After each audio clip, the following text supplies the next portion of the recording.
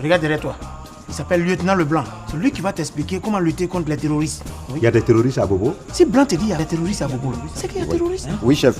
Il vient d'être muté à Abobo, un quartier sensible d'Abidjan. Ce n'est vraiment pas une promotion. Jusqu'alors, le gendarme Gokou, alias Michel Gowou, était le pire gratteur de toute la Côte d'Ivoire. Il extorquait tranquillement de l'argent aux automobilistes qu'il contrôlait dans son village à la frontière avec le Ghana. Mais lorsqu'il dépouille sans le savoir le chauffeur d'un ministre, sa vie bascule. C'est le point de départ de cette histoire qui recèle nombre de clins d'œil au célèbre film français Les Gendarmes de Saint-Tropez avec Louis de Funès, sans pour autant en être un remake. Je me suis dit, en fait, ce qu'il faudrait, c'est un film équivalent avec Michel Gowou. Et l'idée a tourné un petit peu dans ma tête.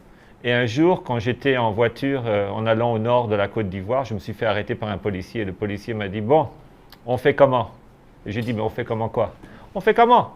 Il fait chaud, j'ai soif, on fait comment? Et là, j'ai compris, ça c'est la formule magique pour un film.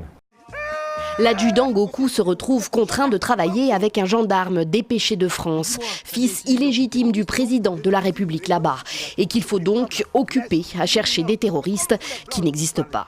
Adjudant, allez me chercher mon costume! Le film est porté par le génie comique de Michel Gowou, star dans son pays, la Côte d'Ivoire, et bien au-delà. Louis de Funès, c'est une légende. Louis de Funès, il est incomparable.